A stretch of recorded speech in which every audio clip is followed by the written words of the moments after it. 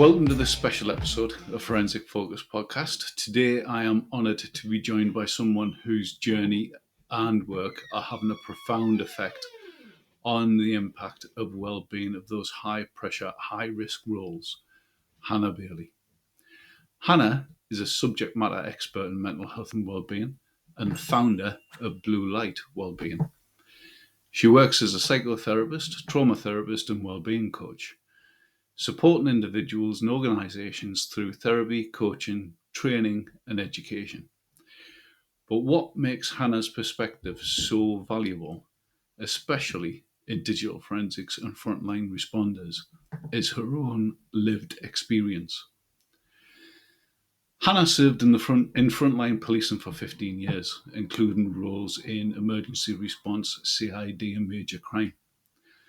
Her career, while fulfilling, was not without significant personal cost. She experienced burnout, PTSD, and overcame a breast cancer diagnosis, challenges that ultimately led her to leaving policing and embarking on a journey of recovery and reinvention.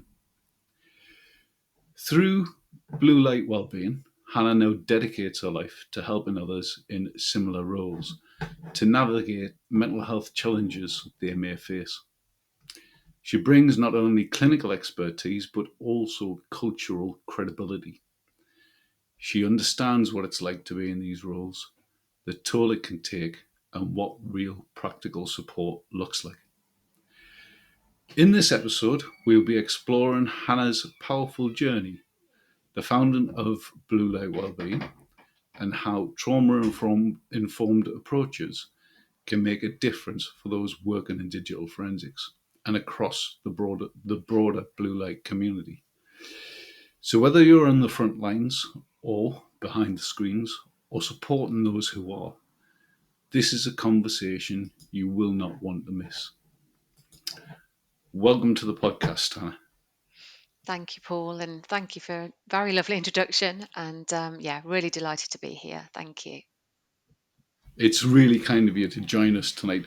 So can we begin with your background? Yeah, of course. I know you touched on it in that introduction. So I was a serving police officer in West Midlands Police here in the UK for 15 years. And as you rightly said, Paul, this was a career I loved, like really loved. I joined at 21. I didn't have a degree in anything else. I hadn't done any other career. So it was absolutely the career for me. I was very passionate. It was my identity. I just loved it, and I have to say, Paul, because you know the work and the roles and the jobs we go to, as difficult as some of them were, I would say we laughed every day. I had a great team, great sergeant, just loved, and I did. We laughed every single day, and I'm sure that was part of it going so well at the start for me. But things changed, and as much as I absolutely felt I was going to be 30 years service in the police as we do in the UK, Mhm. and that was going to be me. As you will know, life throws us curveballs, doesn't it, and changes that we did not plan along the way. And I It certainly didn't. absolutely It does. does, doesn't it? Yeah. And so I've learned that. That's probably the biggest lesson I've learned. And it did exactly that to me. So I would say probably for about 2 years before I left, probably my mental and emotional health went downhill. It wasn't one big thing that happened or one awful job, because I know that can be for some people. But I think probably the majority of officers or frontline workers who are struggling, it's probably that repeated exposure, that sort of drip, drip, drip type effect that we hear a lot about in frontline roles. And I'd say that Mm. was the same for me. Um, I didn't think there was anything that had particularly affected me. I felt I dealt with it all really well, but obviously not. And we had no training, did we, Paul? No education, no awareness of it. A huge stigma and taboo, of which I was part of, by the way. I was part of that culture because I didn't know any different. And I would say there was a lot of changes at work as well. It wasn't just the jobs that we were dealing with. There was a lot of changes within the structure and teams at work. And I had a lot going on at home as well. for about that 2 years, some issues at home. So I think it was like a sort of melting pot for me of everything coming at once. And I just didn't have any space to deal with anything, think about anything, have a breathing space, nothing at all. And I became quite unwell. So as you touched upon, I had undiagnosed PTSD at the time. I wouldn't have known what that was. I wouldn't have even really known that phrase, I don't think, Paul, at the time. And I think I would have just carried on. No. And I did carry on because I had no idea what to say, who to turn to, who to talk to. So I did try and carry on. And I think I probably would have done that probably until I broke. But another intervention came and I found a lump in my breast. And as you said, I had breast cancer. Um, so I went through breast cancer like I think you should do in the like I was taught to in the police, which was grit your teeth and put a smile on your face and get on with it. And I did, and sort of determined I was going to fight it and battle it and get through it and put it behind me and off I go. And so I did that. And I didn't face anything of how I'd got to that point, Paul, at all, or how sick really I was at the time. Um, so after 9 months off work, I went back to policing. That was all, even with everything Paul had been through, I still wanted to be a police officer. I didn't know how else to be, or how else to where else to work, or where else I might fit if I wasn't a police officer. I had no idea. So the only option I felt was to go back to policing. Sort of determined that I would do something different and it would be different and I might look after myself. But again, had no idea how to do that or what that entailed or what that meant. So actually, I had cancer twice. My cancer came back, and within a year, it was back. It had mutated, so very rare, very aggressive, a very poor prognosis of survival. And I think it was only then, and it probably should have been earlier than that, but only then did I wake up really and think I have actually got to face what's going on here and why I'm so sick. So I actually, in the end, I didn't do chemotherapy or radiotherapy that second time. My prognosis with those treatments was so poor, and I just realised I had to rethink everything, actually, Paul, reassess everything. And Yeah. I went to Germany for a medical treatment in Germany in the end. But I researched sort of how to be well long term, mentally, emotionally, physically, spiritually, even. I just thought there's going to be no stone unturned. I'm going to find out how I get better and how I stay better, which I think is really important. Consistently be well, not just put a bit of a Yeah. sticking plaster on and hope it will all go away, which is what I've done so far. And so yeah, so I part of that was resigning from the police for me, which was, even with everything I've been through, was so difficult. I was devastated to leave policing. I can see you nodding your head, so I'm sure you felt the same as well. Even with everything, I was devastated. Um, but it was the right choice for me, and I became very well. Had faced it all actually that I needed to therapy, but physically, and changed my lifestyle and how I looked after myself, and became very well. And realised that I probably had some skills there from policing that I could actually help others with and turn it around, and decided to retrain professionally, as you said, and come into a different career. So yeah, that's how I come to be here today. I think you've touched on so much there. Can I ask, during the period where you did become unwell through, suffering from PTSD, etc., Mm. and then, of course, that awful, awful news about breast cancer on top of that, what support did you get from the force that you were working with? None at all. Um, I'm sorry to say, as in, and I want to stress here, I had nice, my sergeant and inspector were nice guys, by the way, so this is not about them being horrible people. And so they were nice Yeah. people, and I had good practical support in that, I had 9 months full pay. There's lots of jobs that would not do that. And that was an Yeah. incredible gift financially to give us that security through that time. So, I'm not somebody who sits here and police bashes, because that's not what it's about, and it's not useful. No, it's not. It No. isn't, but it's about learning, because nobody had a clue mentally or emotionally, including me, how to support me through any of that at all. So yeah, no emotional and mental support at all. But practically, yes, good. And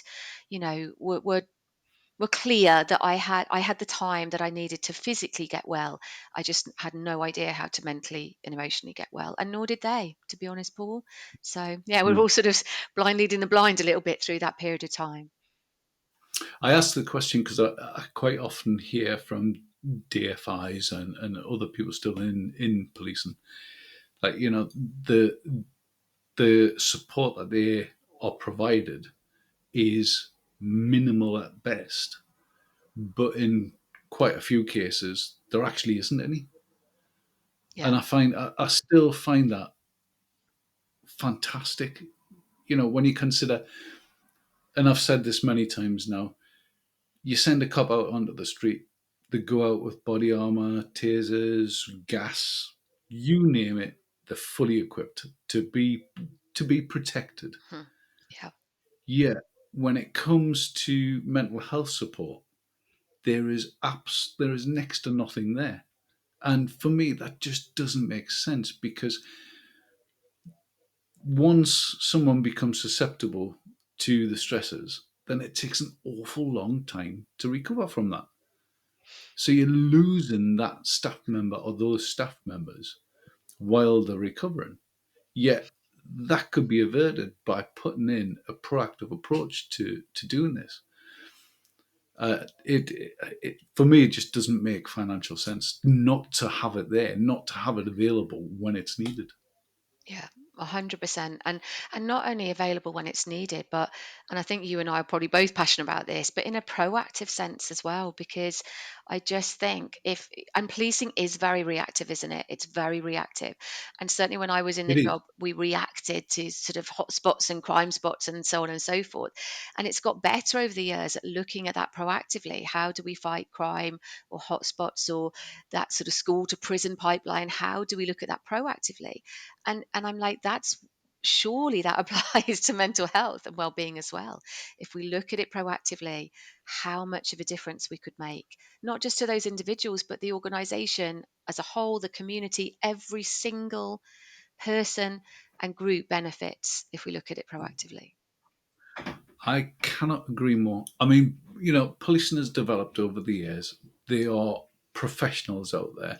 I am absolutely not here to sort of police bash, if you like, because I've got the utmost respect Yeah, for those men and women who go out onto the streets and they put their lives on the line yeah, on a absolutely. daily basis. Yeah, In the same way, DFI sit in front of screens every day and they are exposed to the depths of humanity.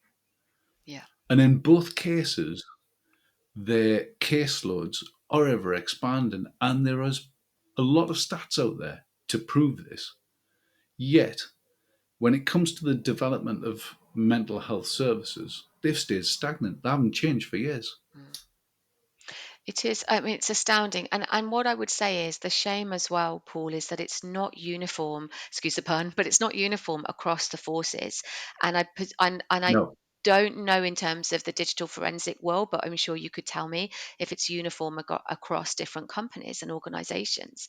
But I'm lucky enough because I'm freelance. I work with so many different police forces, and you get forces with like no mental health and well-being budget, and I mean zero, and you get forces that are really getting there with getting that proactive aspect coming in. Have got good support, good awareness, less stigma. So it's really different across different police forces as well, which is such a shame because yeah, it is a little bit of a postcode lottery, and that's a shame.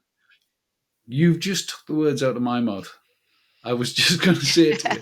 I talk to so many AFIs across the country, And some DFIs have got a great service going on. Right. Great. Outside of law enforcement, I know there's some private companies who are really, really proactive around the mental health of their employees because they want to protect them. They realize the value in them. But then you talk to other DFIs who tell you there is either nothing or the bare minimum, which Yeah. isn't even a sticking plaster in some cases. And you're exactly right. I think you used the term postcode lottery. It is exactly that. It depends where you Yeah. work and what the budget is for that force, whether you get a reasonable amount of support or not. But that shouldn't be the case. It should be unified across the country with standards set so that DFIs are fully supported. And, that's what I've been campaigning for a very long time now. Also because I think certain roles are seen as more high risk. And I do think with digital forensics, I don't think it, because it's perhaps not the same physical risk for them, I don't think Mhm. it's seen perhaps sometimes by forces as the risk that it is. And I would say the role they do with the constant viewing that they are exposed to, certainly in terms of mental health and well-being, they must be one of the most high risk, I would suggest, I would say. Absolutely. I can't think of another job, either in or outside of law enforcement, which which is such a, a constant trauma facing role. Yeah, I agree. And You also, know, and because you don't get the when you're looking at stuff on screens or any other digital format all the time, you are not getting that same human connection that you might do on a team going out to a job, or even just being crewed up in a car with somebody, and then I don't know, like all going out to a job as a team to put a door in or something. So you've got more isolation kicking in, I would say, in a digital forensics role than you do in traditional sort of frontline policing. So yeah, and that would always increases the risk of the trauma exposure, always. I would absolutely agree. Can we talk about some of the work that you do with DFIs and other forces and such? Yeah, absolutely. Thank you. So I do a mix of things really. So in terms of going into different forces or other similar organisations like the NCA, so those kind of law enforcement or investigation roles, I go in and really do different types of training and education, I would say, Mhm. depending on what a team is struggling with at the time. So often around resilience, overwhelm, burnout, PTSD. So go in and talk about, yes, my personal experience, because as you just said, that helps a little bit with that credibility, that connection a little bit, that they know I understand It their roles. absolutely does. It really does, because they know that what I'm talking about, I really genuinely understand. And I'm genuinely trying to find those ways to help them, not in a bit of a tick box type way. So that would probably be the most common areas that I go in and help. Sort of those roles with, but sometimes it's quite specific, so it might be around FLOs, SIOs, so particular types of roles they're undertaking. um, Sexual exploitation is a really common one because the level of trauma is just so high. um, so sometimes the other one though as well is change management. So a lot of companies and businesses have like change management specialists and that sort of thing. I'm not one of those, but in terms of the, I didn't mean that badly either. To poor change management specialist, sorry. Nothing wrong with what you do, but I don't do that. But I do it in terms of the mental health side of significant change within an organization, because I know how much it affected me, Paul, that at a time that I was struggling, we also went through significant change on the teams. And I mean significant. I didn't know my supervisors, I didn't know any of my colleagues.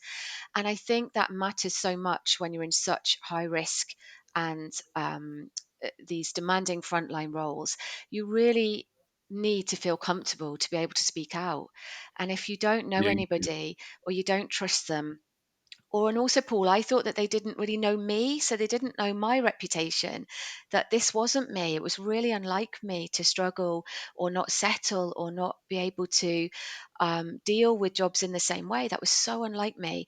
So I felt they didn't know me either. So I didn't want to speak up and say I was struggling.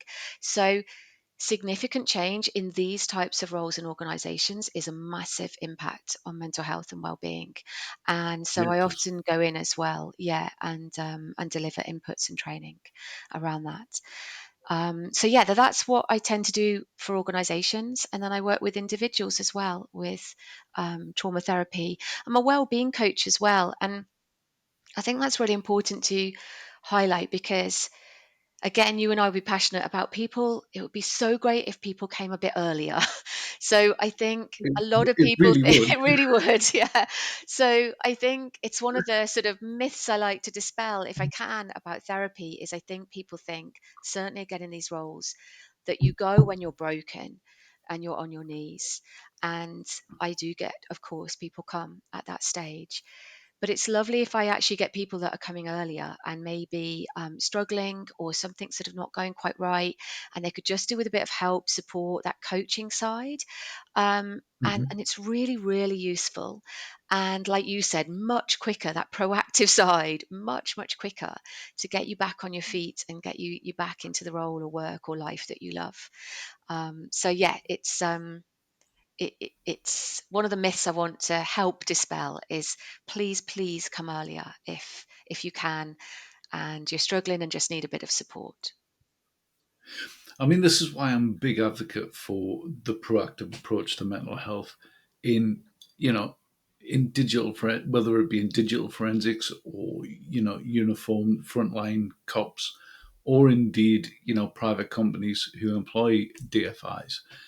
Because for me, the early, the proactive approach could take the form of psychoeducation prior, long before anybody succumbs to it, succumbs to the stressors, should I say.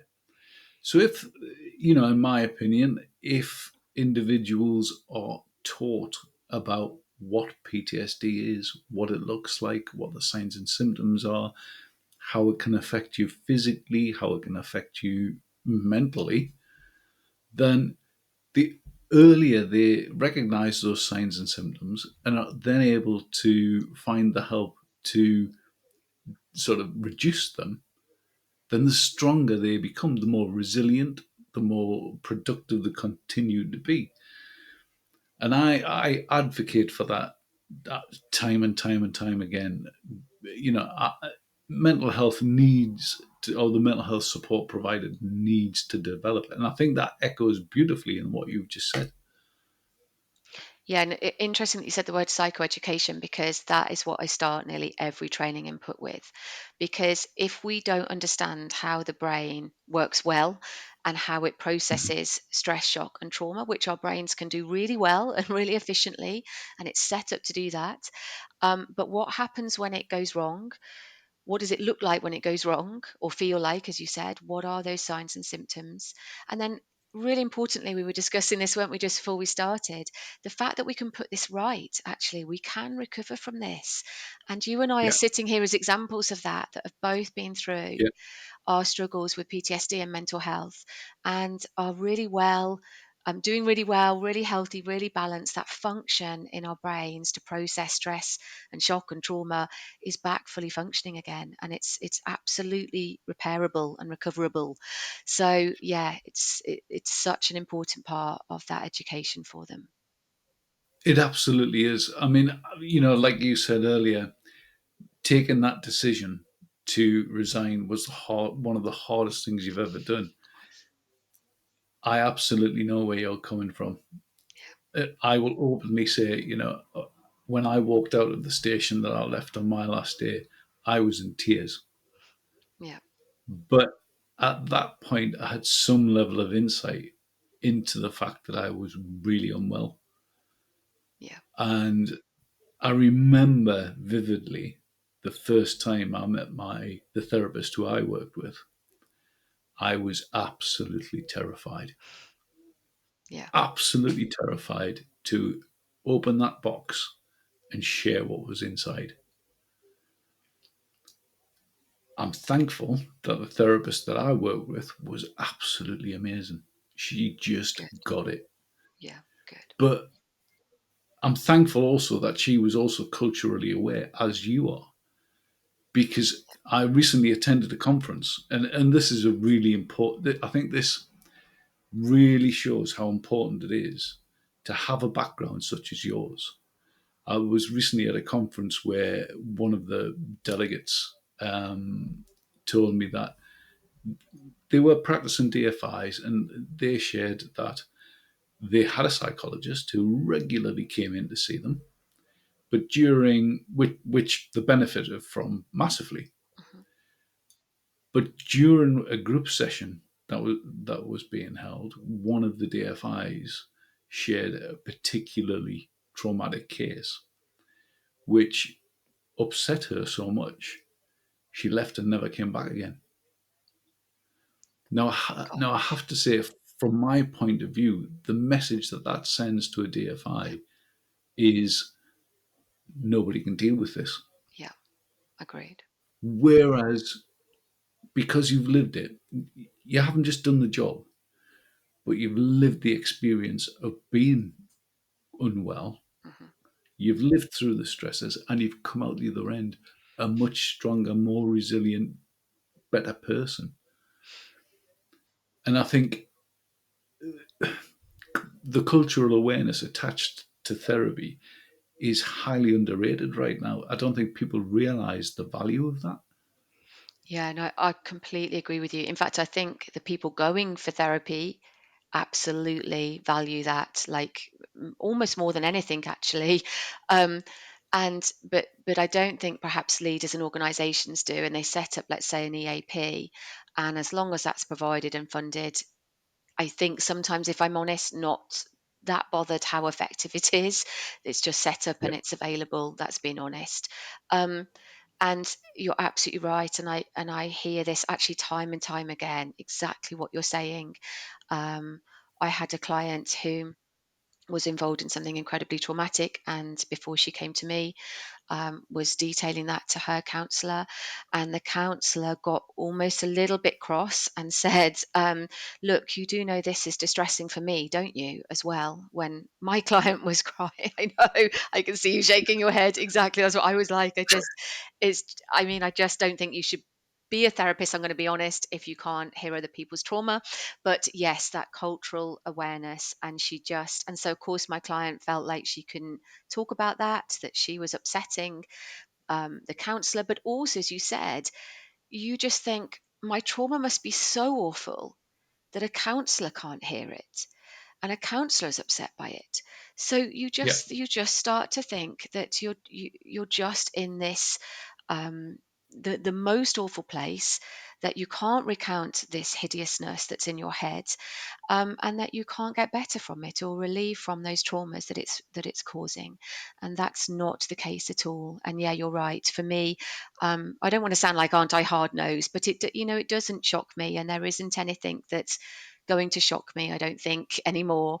And I can listen to that as both a therapist and an ex-police officer who has been on both sides of those, and I think that's really important. I think it's super important. Yeah. I mean, the sad thing is there aren't that many culturally aware therapists. And that is the shame, isn't it? We need people to leave policing and come and be a therapist. And I think Yeah, that's growing, Paul, if I'm honest, as we're talking. I think it's growing. But you're right. Yeah, it's there's sort of not enough. I think you can be are there people out there that I've met as therapists, and they're not ex-police or whatever, and just seem to have an innate understanding, to be fair to them. I yeah, don't know where that comes from, but they do seem to have an innate understanding, and a yeah, way of taking on that type of job and trauma. So, can it exist without our backgrounds? Yes, it can, but is it much more credible or likely if you've had our backgrounds? Yes, probably. yeah. I agree. I agree too.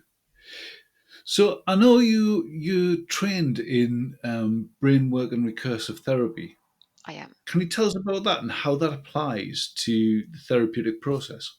Yeah, absolutely. So just to say again, from a client perspective, so how I found BWRT is looking for a therapy for my PTSD. So I had been in probably more traditional therapy, if you want to call it that, probably for about 18 months, 2 years. So Hmm. and it was useful. This is not me saying that that's not useful, and it was. And I had got to a much better place and was doing much better, but I still had what I would phrase as hideous flare-ups of PTSD, hideous, and they would just overcome me, probably last for about 3 days of physical pain, almost paralysis, um, anger, shame, bitterness. Oh, it all came out, Paul, in those 3 days. So they Been were, there, got the yeah, t-shirt. exactly. It was not a pretty sight. I couldn't work, that kind of thing, just sort of survived really the 3 days or so, and then sort of felt like I'd been in a punch up and a fight for about a week afterwards, and then would get back to life, and my normal life as it was then, in a better place. So I was searching really for something that I just thought, I just don't want this anymore. I don't want to manage PTSD anymore. I do not want Yeah, it. And they are yeah, different things. And the reason I found BWRT through searching online, one of the things I loved about it is that you actually don't have to recount your trauma in great detail. And I hadn't really heard of that before. And I felt I'd done a lot of that with the 2 years of therapy I'd had. Um, and you don't, and it's quite unusual for therapy. So you obviously have to know some of the content of what people have been through. But I think if you think of policing, of DFIs, all that, you actually don't have to recount the trauma in great detail. And it really spoke to me that that would be something I'd like to do. And it's quite quick and effective. Yeah, and I just thought, I'm going to go for it. And it was brilliant. And it was all that it just said and promised. And I have never ever had since then any flare ups of PTSD. I've had no nightmares, no flashbacks, nothing, like no symptoms at all of PTSD. So incredibly life changing for me. And so I decided to train in it as well. I was already a wellbeing coach, but I thought actually people were coming to me with more trauma because of my contacts and backgrounds. Didn't really hmm, feel equipped to deal with that just as a wellbeing coach. Thought, hmm, I'm going to train in this, so I gained my qualifications in it as well, level one and level two. They're not actually better than each other, level one and level two. They're just different approaches, different ways of dealing yeah. with trauma, um, and absolutely transformed how I dealt with trauma clients. It's just been incredible since that time. And I also wanted to do more qualifications. I like learning. So, I mean, you can never stop learning about the brain and the body, really, can you, Paul, to be honest? So, No, you can't. um, You can't. so, so I love learning as well, but I wanted to get those qualifications to be recognized in this field. And so I did a level 7 postgrad in trauma therapy as well. And as fantastic as that was, and has massively added to my skill set, understanding, education, it is still BWRT that I go back to with nearly every client. Yeah, incredible. It's interesting that you've got such a wide skill set actually, because that must allow you to pull from each therapy, if you like, to individualize it for a client. Yeah, absolutely, and I do love that bit of it because people might come with really similar stuff, but everybody is different, aren't they? And they're Yeah, really, they are. there is not a one size fits all with therapy. So I do love that side. And I love that um, where I'd say my trauma therapy and BWRT comes in is helping almost with all your past stuff, if that would be the right word. And we Hmm. help resolve or move or shift that trauma. But the wellbeing coach is like looking ahead, and how do you move ahead now? Because therapy can be great, but I would like people to be well long term. So how do I help them with that? What does that structure look like? The boundaries? What skills or experiences could they try or give a go or be open minded to? So I love that it's kind of all encompassing, I hope, with those different hats that I wear with my work. I'm actually sat here smiling, because what you've just described is the therapeutic process that I went through myself. Brilliant. So all I expected was the therapist to deal with the weight I was carrying Mhm. of the trauma that I had been exposed to. What I didn't expect during the process is the fact that she was going to make me stronger going forward. Yeah, brilliant. And she absolutely did. The process itself, speaking from experience for me personally, it was a difficult one to start with.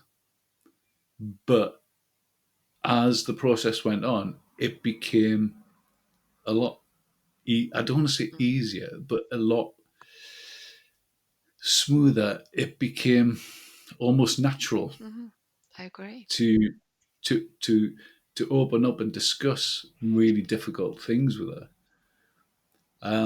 And just like I came out the other end, and I am a much better, much stronger, much more resilient person for it. Uh, I've been ha- asked, yeah. like we discussed earlier, Mhm. I've often been asked, if you had to go back into therapy, would you do it? In a heartbeat.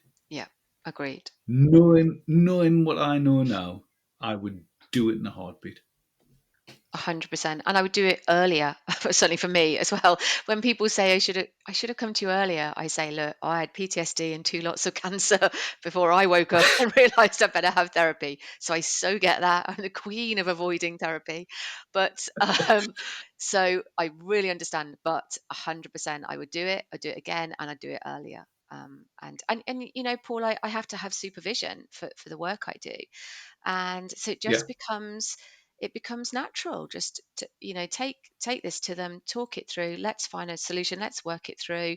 If I need a cry, I don't often now because I'm in a different place, but if I need a cry with some of the stuff I hear all the time, then have a little cry or get angry or get despairing, and then we work it out, and I'm good to go. So I know the benefit of it, and so does my brain. It knows it will be better once we've done that.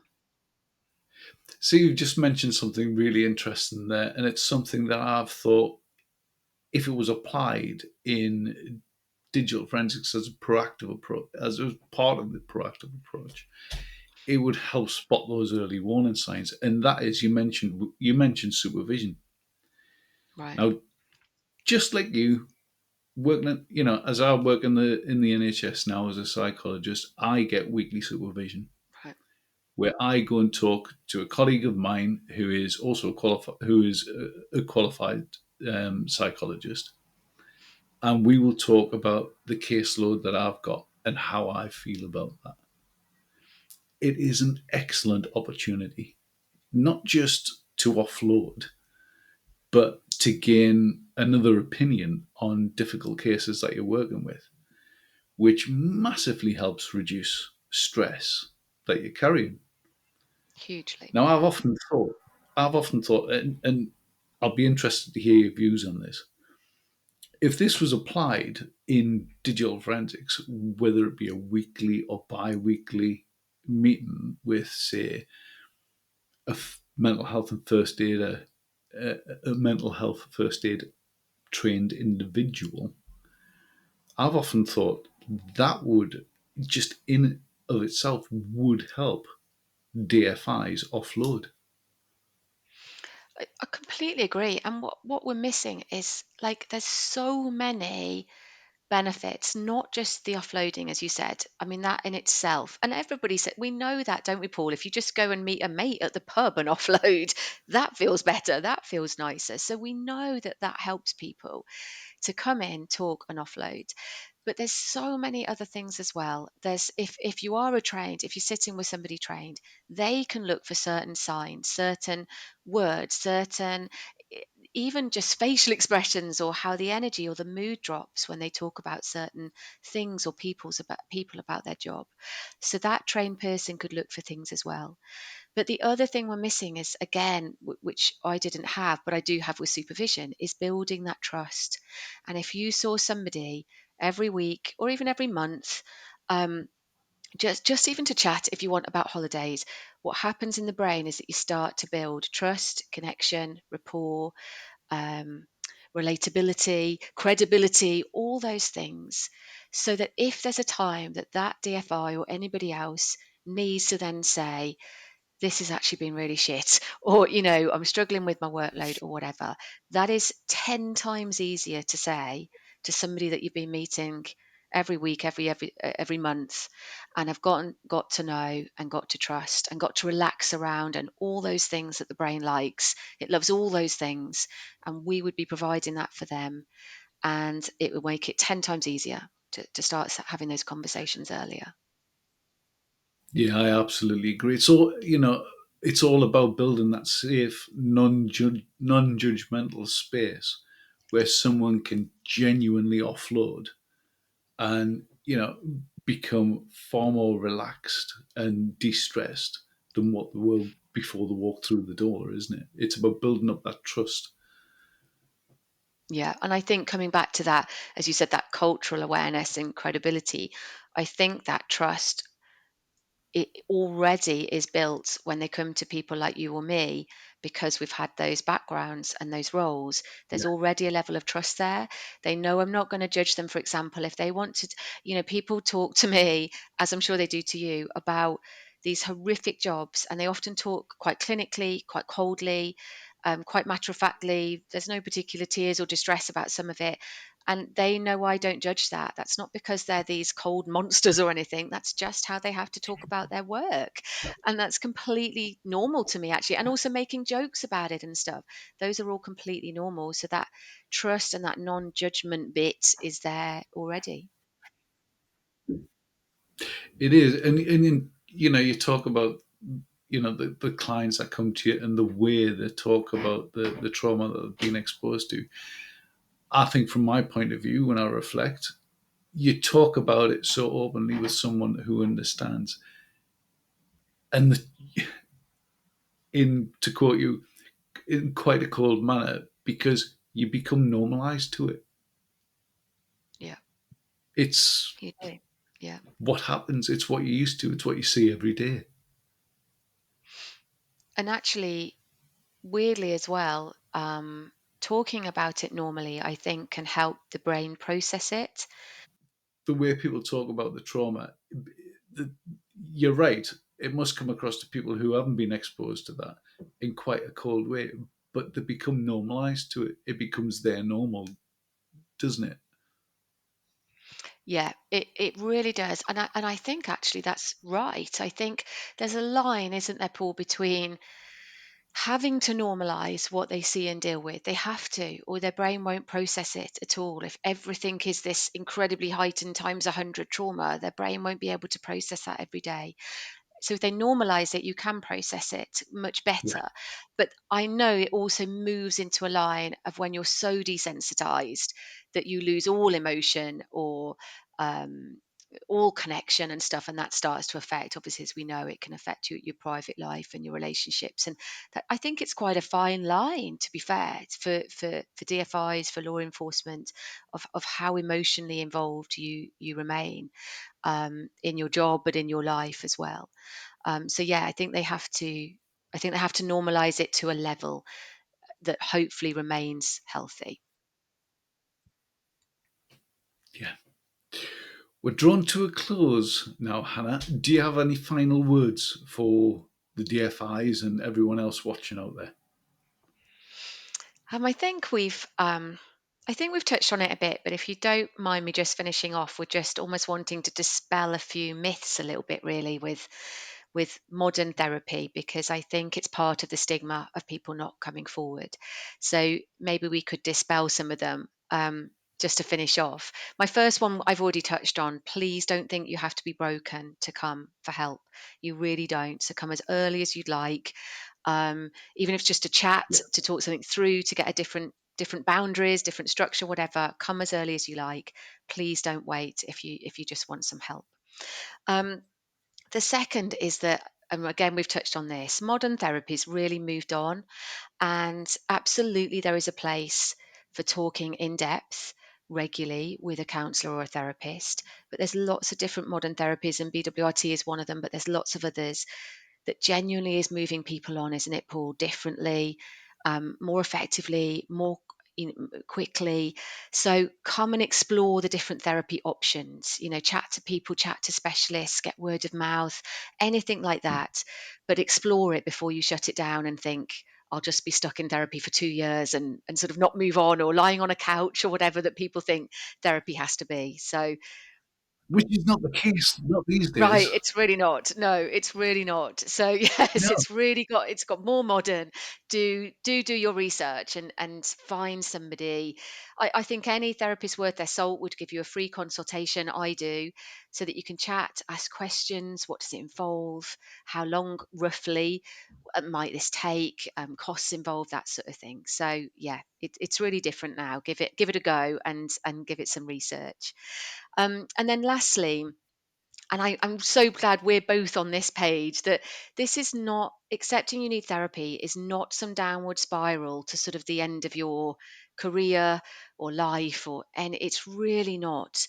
In fact, the other way for you and I, isn't it, Paul? And this was Absolutely. this was the door to me to being well and stronger and more positive and having this amazing life that I have now. So this is not this one-way street with no light at the end of the tunnel. It can be a really positive, life-changing, for the good approach to take. So yeah, I'd love people to know those things about therapy. Thanks for that. I really appreciate those final words. I think people watching will realize, it's not a sign of weakness to seek therapy. To seek therapy, it's actually strength. Really You is. are Yeah. being. It really is. It takes a lot of strength to do it. It takes, a bit of strength to begin it. But as you progress, it gets easier, and you become a much more healthy person. You really do. And actually, you've touched on the best bit. Honestly, the hardest bit is probably writing that email or text or whatever to a therapist and then going to the first session. That probably is the hardest bit. And I promise after that, pretty much for me, you, and all my clients, it gets easier from there on. It really does. So, yeah, get through that really horrible first bit and it gets better. It really does, and I speak from experience when I say that. Yeah. Yeah. Me too. Me too. Hannah, it's been amazing. Thank you very much for joining us tonight. We will include your contact details. I'm sure if anybody reaches out or sees this podcast, um, because obviously we'll share your contact details if they reach out to you, I'm sure you'd be happy just to speak to them as well. Always. And I think that's what we try and make, isn't it, Paul? It as accessible as possible. So just reach out, drop me an email, we'll have a chat. No pressure at all. Let's just talk through where you are and what options there are, and we can go from there. Fantastic. Thanks again for joining us, Hannah. Thank you so much for having me on. My pleasure. Bye bye. Bye bye.